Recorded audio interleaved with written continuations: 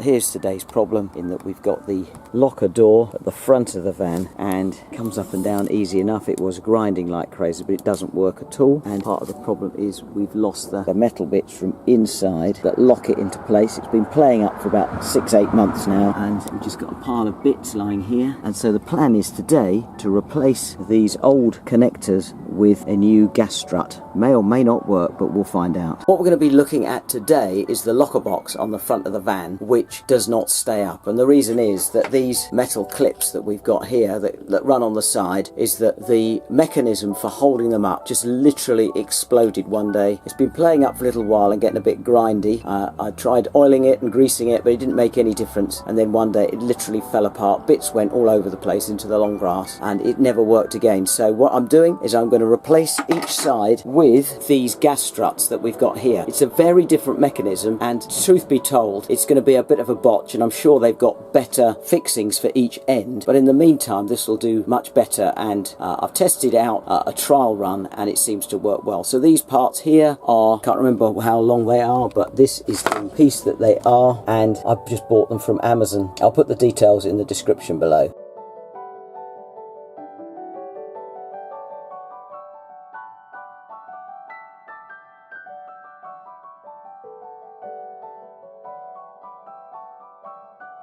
The way to remove this, put your bradawl or nail in the little hole just here, push it in, and then push down on the strut. And there's just a little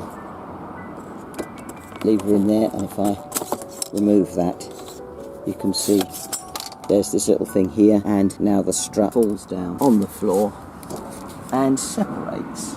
And now we've got these separate parts. Here's one in my hand.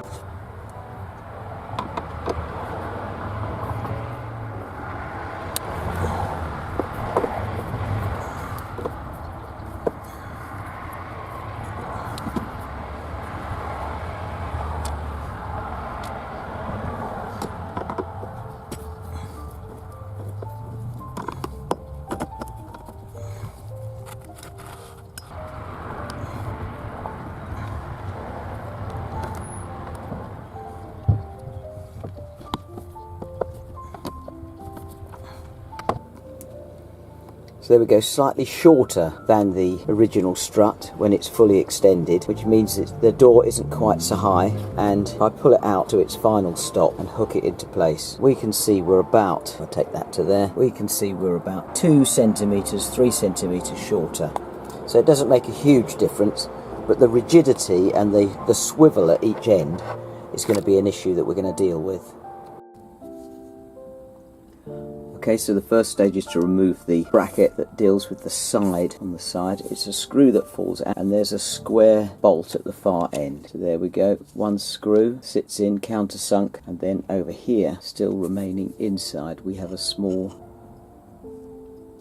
square bolt that will slip out through the sides, if I can manage it. It'd be easier if it was lying on its side. That's it, lost it. Okay, so here we go, there it is, and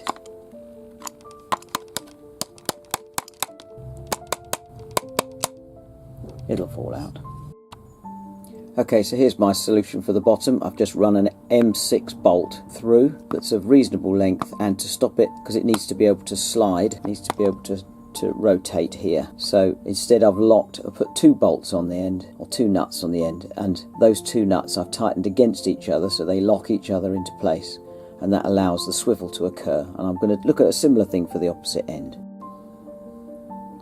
Okay, so this one's a little bit trickier in that this top swivel that goes against the door has got like a rivet in there, and you can see it's just been hammered over underneath. So what we're going to have to do is to just drill the centre, and then I'm just going to put a grinding wheel on the front there, or a file to take it off.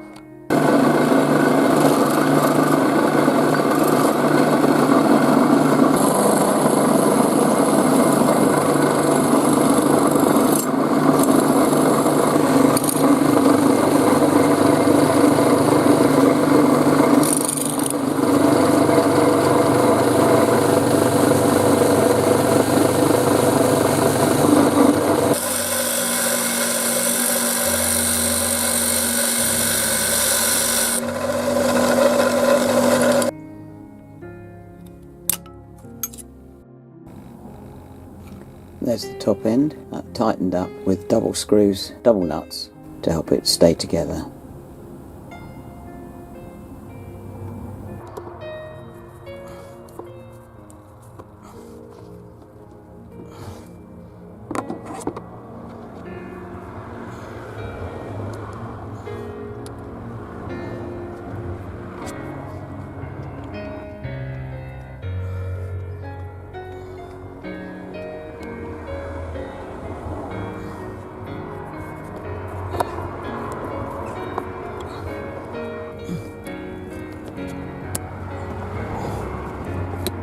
Slip that back into there, and now let's see how it goes. Those are tight, that's tight. Okay, so let's test it, push it down, and it stays closed. Give it a slight tweak up, and it opens. I quite like that.